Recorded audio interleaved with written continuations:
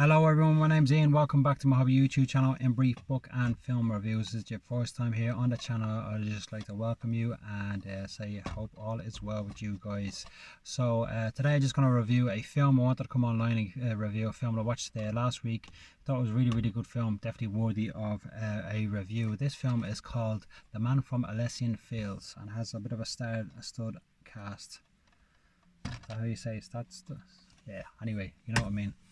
So so just before I tell you what I got from the film and a bit about the storyline, obviously I won't tell you everything about it, but just tell you the grasp of the film and the storyline. I'll just give you some details about it itself. So The Man from Elysian Fields was released in 2001.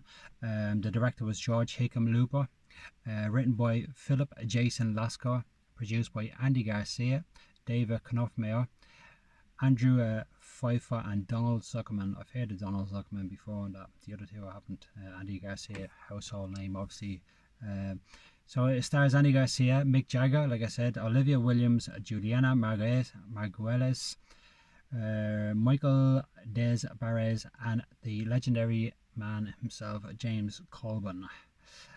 Production company was Fireworks Pictures. The running time was 106 minutes and the box office took in 2.1 million.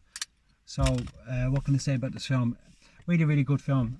Andy García, what a great actor. You know, he's always been a really good actor from obviously the time that he first appeared in the screens with the Godfather movie. Obviously I think he was in the maybe the second or third one, I'm not too sure. It's been such a long while since I watched those, long time ago. Yeah, great actor. James Coburn played a really good part in it also as well, and the whole cast was really good, really high acting skills and stuff, and that bit of comedy in there as well, I have to say now, watching this and that at the very start and that. So the storyline is basically as follows. Andy García is basically, a husband to a beautiful wife and their son. He is a writer, so he writes books for a living, and he's like so many book writers out there. He struggles to make a living. Doesn't get a lot from the royalties of the books that he writes. He's struggling to provide for his family, and he kind of feels a bit, not so much shame, but very frustrated. His partner is the daughter of a very wealthy businessman, and he is a bit too proud to ask him for a job, working in the construction and stuff and that, and he just wants to try and provide for his family as well as maintaining his goals and dreams. So he's really struggling to the point where he can't get anything, and in the end he becomes like what's that word, a gigolo, is it, a male prostitute, where he basically he kind of like he dates women, not always for sex and that, but that would begin the kind of like would you say the job description or the perks of the jobs, depending on the perspective, if you're doing that type of job and that,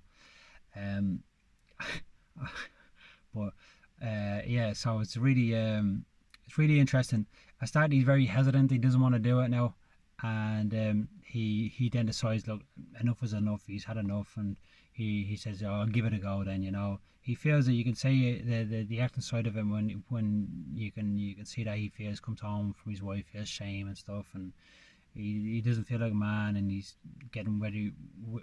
He's trying to be professional and try to keep it from within his wife and that, but things started to kind of like, he started to feel disgusted with himself and feel a lot of anger and hatred and stuff and that, and his one of his clients is actually married to actually a famous book writer, which is very coincidental, and things start to materialize. So I won't say anything more than that, otherwise I'm just going to give the whole storyline away and stuff and that, but that's the gist of it. In the end, it's very good. Mick Jagger plays a really good part as well, and I thought his acting was pretty good, decent, and that, obviously for a musician, that he wouldn't be that honed. Mick Jagger actually was in a couple of films when he was younger, but he wouldn't be that honed in terms of getting on behind the acting and giving that a push out. But he did play really good.